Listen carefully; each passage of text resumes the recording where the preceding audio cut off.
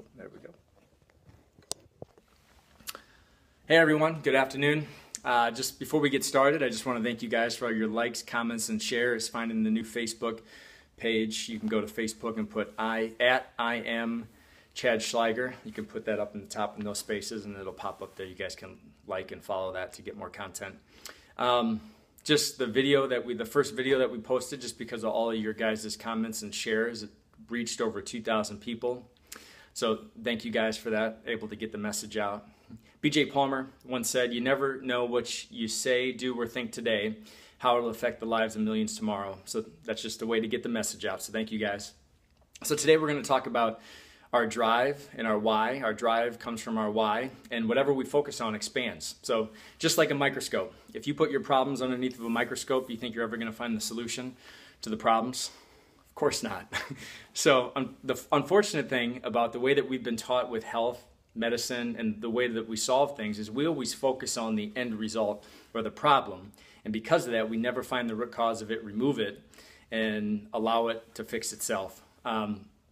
So the enemy of focus is distraction. They're the subordinated values of what we've been taught, the false belief systems from our parents, our friends, our family members, the religious dogma, teachers and preachers, the way that we've been indoctrinated from the outside in. That's what we're focused on. And it's a complete distraction, right? So you see that on the news, social media. So the easiest way to get rid of your distractions and refocus or change the way that you're thinking a little bit is just to get rid of those distractions. So you can get rid of your TV prescription. I said prescription, not subscription, because it's literally like a drug that pollutes the mind depending on what you're watching. And a lot of times it's the people that we surround ourselves with, our friends and our family members. And that's not to say that you just completely get rid of them and you can't love your neighbor. That's not what I'm saying. You can still love them, but sometimes the way that they think, they're just not ready to move up a little bit and think a little differently. But whenever they are ready, you can grab them and you can kind of pull them up with you. But you don't get pulled down by the crabs. If you put crabs in a bucket and one crab can see the outside and they see it's a little bit better, all the other crabs in the bucket who don't see the outside quite the way that you see it, they will literally pull the other crab down to the point where it starts to tear its legs off. So you just got to get rid of the crabs in your life. So I actually learned whatever I focus on expands from my wife. She actually taught me this thing.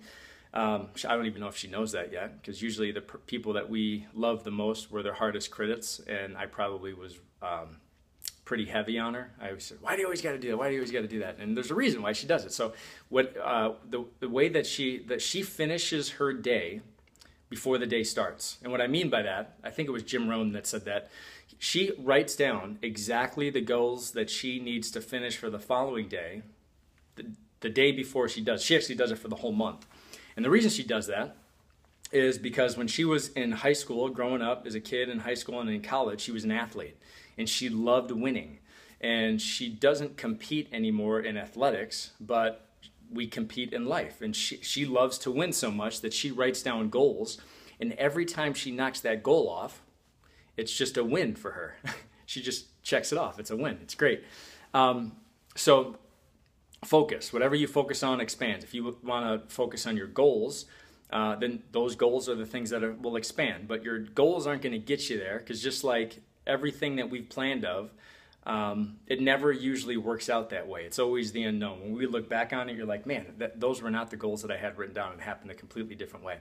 So our vision is more important than our goals. Without a vision, the people will perish, right? It's not goals. Without goals, people will perish. Without a vision, people will perish. So your vision is more important than your goals, and your vision comes from your drive, and your drive comes from your why. So what I mean by that is over the last 6 to 8 months, I've had some pretty close family members and stuff say that I'm getting greedy and selfish. They say, "You got one of the largest offices, if not the largest office in Wisconsin. Aren't you just content? Can't you just be happy with serving 700 people per week?" And I told them my goal was to serve over 2,000 a week. And they think I'm nuts. So I asked why. They're like, "Why do you want to serve 2,000 patients per week?"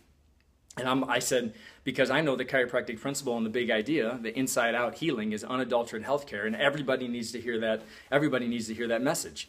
And so it helped me. It helped my family. Like, we save tons of money by investing in ourselves and understanding that principle and living it. And I want everybody else to experience that. And I kept on asking that why. Like, why do I want that for people? Because they want to feel better. Why do I want people to feel better? Because they'll be better at home. Why do I want people to be better at home? So I kept on asking that why.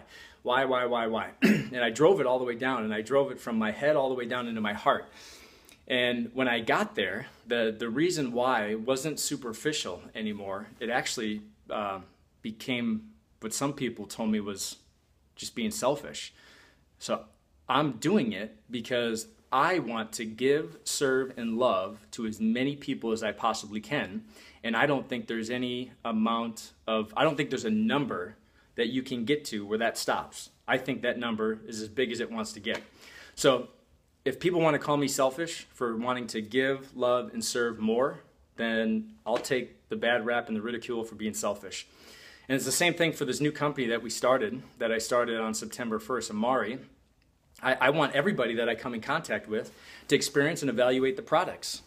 And why do I want everybody to experience and evaluate the products? Because if you take them, you will feel better. Why do I want people to feel better? Because when they feel better, when they're at home, they're a better spouse to their spouse. They're a much better mom or a dad to their family when they feel great. They're more connected at home. Well, why do I want families to be connected? Well, because families in a community that are more connected, you have a community that's more connected.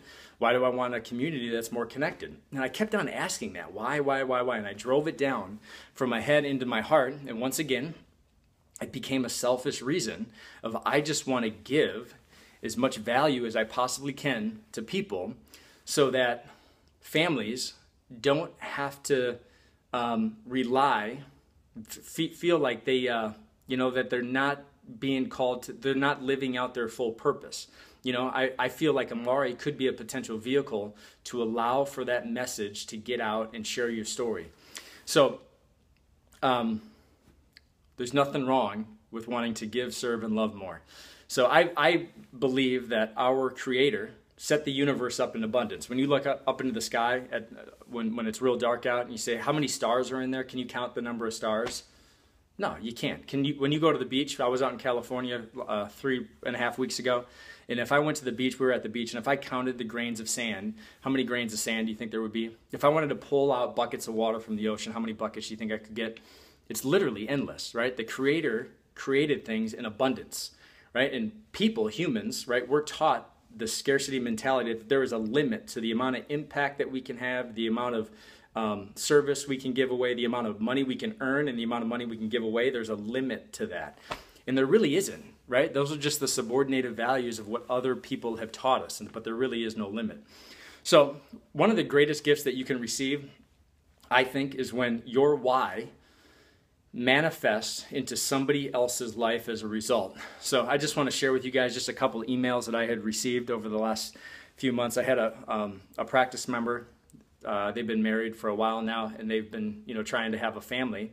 And they said, we don't really get into anything with anybody else kind of personal, but we saw over the last 3 months of what you were going through with your injury and your leg not working right, but you still came to the office on a peg leg and you were serving practice members, and people would come in and they would literally speak death over their life. They'd say, I am hurt, I have this problem. They were focusing on an issue, the end result of it. And before they left, like they were speaking from a place that wasn't. Like, where would you like to go this afternoon? I don't know, not Milwaukee. Like, it's not even real. And that's the way people speak about themselves. And she had said, like, when I watch you talk and communicate with people, you speak life over them. You say, I am healing, you are healing, and I am able, I am able, I am worthy. And I actually, for the last year or so, when we were trying to have a baby and we couldn't get pregnant, I kept telling myself that I wasn't able to do that maybe I wasn't fit for a mom. And I started to believe those lies. And then I started to listen to your language, and by doing that, I changed my language. And 3 weeks ago, we became pregnant, which is pretty awesome. So there's forget the book. I think it's a proverb. It says that there is life, the power of life and death is in the tongue. Like, you can literally, it's not just a poetic thing that people say. You can literally speak life or death over your life or over somebody else's life just by the words that you speak, which is awesome. When we talk about that I am, it's God inside of us. It's God in action. I am, ... You fill in the blank of whatever you want to manifest. You start to speak it out and it'll start to manifest. So, and then I received another email, and this one's a little bit deeper and darker, and I don't want to put any names in it at all, but it was a mom that said, I received an email that said her son's cancer came back.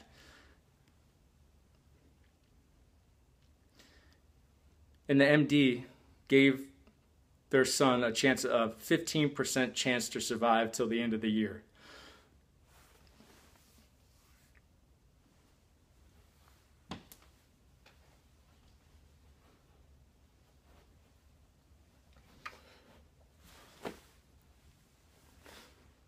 But she said, since we've been coming to your office, we understand that there's a greater why in all of this. So thank you. And I don't know if I could thank anybody if somebody told me that my daughter wasn't going to make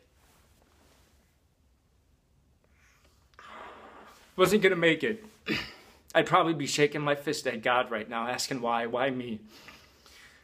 But, you know, people ask, how is God so good? And they allow that to happen. How do you see the goodness in God through things like that? Through losing a child, by being pregnant with your mom's grandbaby and your mom dies of cancer, or you're raised without a dad, or a car fell from the sky and killed your best friend. How do you see the goodness in that? And to be honest with you, I don't have an answer for that. But I know that we go through things in the micro to help people in the macro. That 3 months from now, 30 years from now, somebody's going to cross our path that are going through the same thing that we dealt with and we overcame. And we can put our hand on their shoulder and we can say, I know. Me too.